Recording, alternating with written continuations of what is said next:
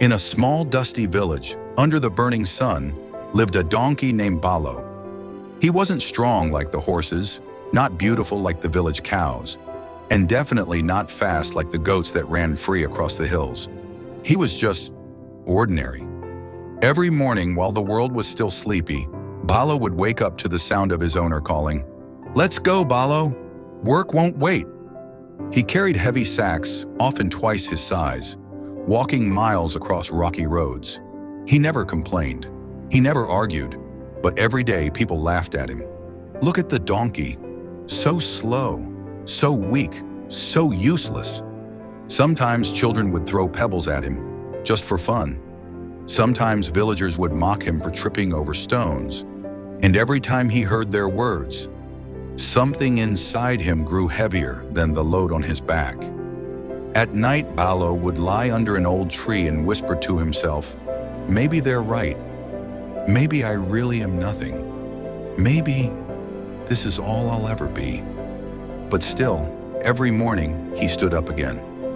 Not because someone believed in him, but because he didn't know any other way to live.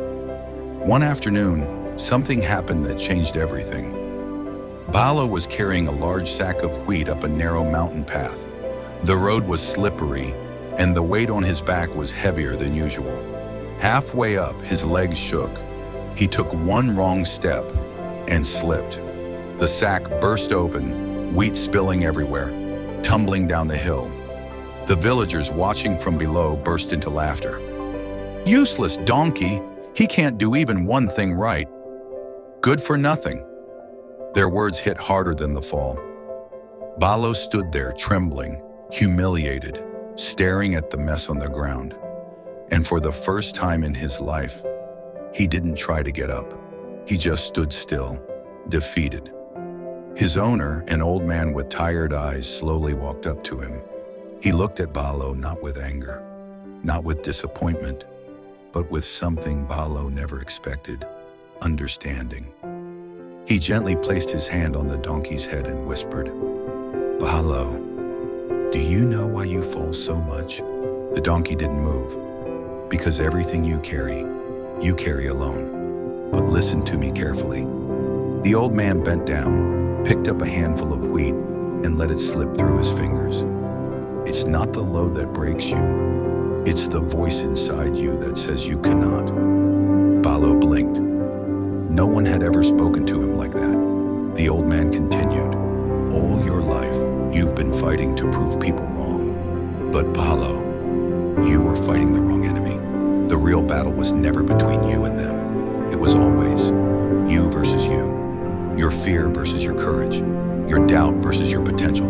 Your past versus who you can still become." For the first time, something shifted inside Balo. A quiet spark, a small belief. The old man tied the sack again, lifted part of the load himself and said, "Come, let's try again." Not to show them, to show yourself who you can be when you don't give up on you. Balo took a deep breath. His legs were still shaking, but this time he pushed himself forward, step by step, breath by breath, pain by pain. The villagers waited, ready to laugh again, but slowly, steadily. With the old man walking beside him, Balo climbed the path. He reached the top, not fast, not perfectly, but he reached. For the first time, no one said anything. No one laughed. Because sometimes, silence is what happens when you prove to yourself that